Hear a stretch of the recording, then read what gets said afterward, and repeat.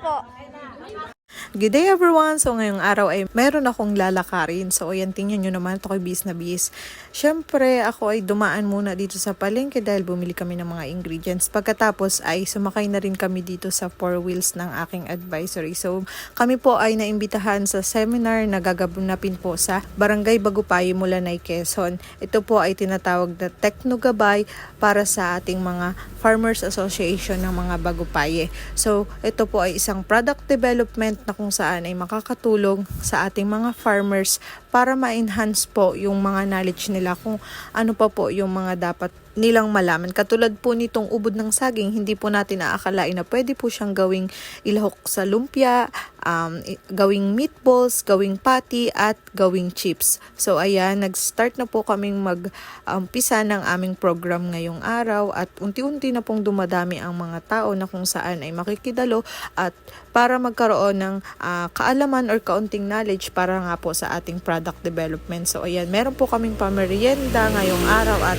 syempre, inumpisahan na po ang aming event sa pamamagitan ng panalangin. Sa lupa para nasa langit. Bigyan po kami ng aming kakanin sa araw-araw. Patawarin mo kami.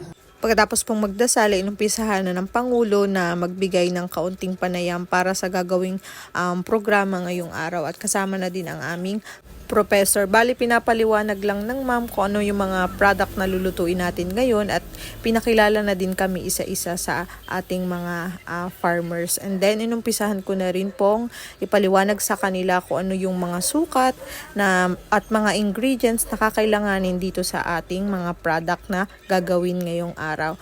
So, ayan. Mayroon din po silang mga katanungan na aking mga sinasagot at masayang-masaya po ako dahil ako po ay nabigyan ng pagkakataon para masagot lahat ng mga katanungan nila.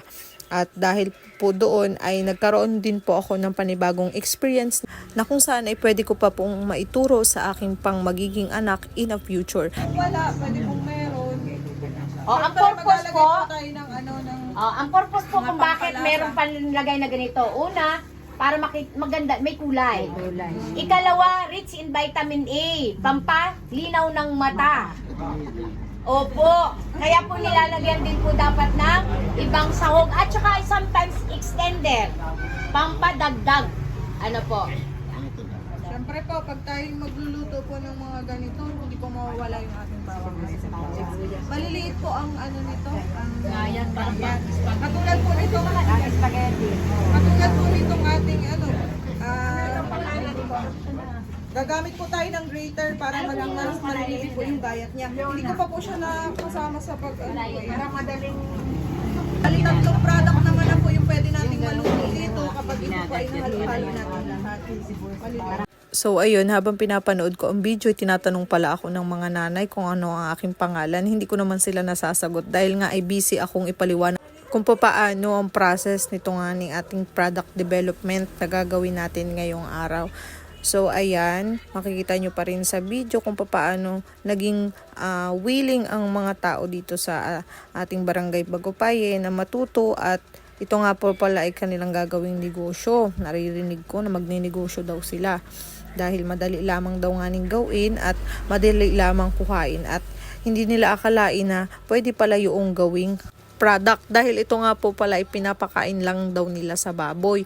So ayun, ang sabi naman ng aming advisor dyan ay kung anong pwedeng kainin ng baboy, pwede din kainin ng tao. Sorry. So ayun, tinuturuan po namin sila kung paano natin magagamit yung ubod ng saging na kung saan ay pinapakain lang natin sa baboy. Noong mga panahong yan ay tinulungan na nga ako ng aking mga kasamahan and then ang mga farmers para mas mabilis na matapos yung aming pagluluto nito mga product dahil medyo marami nga itong aming lulutuin. Ako naman ay masayang-masaya dahil talagang sila ay nagtatanong sa akin kung ano daw yung mga dapat gawin. At ito na nga yung first product. Ito ay ang banana chips. Gawa po yan sa ubod. And then ito po yung lumpia. Hinati-hati lang namin para mas marami po yung mga makatikim. And then gumawa din pala ako nitong soup. Ito po ay ang on the spot na pinagawa sa akin at hindi ko po akalain na talagang ito yung magiging highlight dun sa aming ginawa na product development dahil masarap daw nga ni ang soup na aking niluto. Ako naman ay masaya dahil sila'y nasasarapan sa aking luto.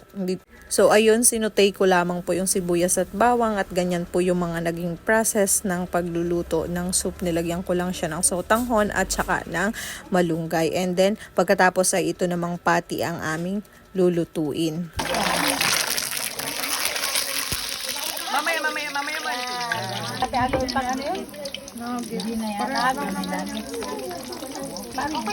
So para nga po ay mag-mold ng maganda, ganun po yung naging strategy para maging mas mabilis ang pagluto ng patty. So ayan, ito na po yung ating mga farmers, naghahanda na po sila sa ating pananghalian. So ayun, makikita po natin na talagang excited na ang ating mga farmers na matikman ang ating mga luto, and then nag-picture taking lamang po.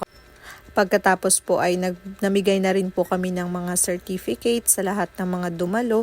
Nagpicture na din po kaming lahat at talagang memorable po ito sa akin. At syempre sa kasama ko ditong 2 third year at 3 kaklase ko din graduating. So ayan, pauwi na kami.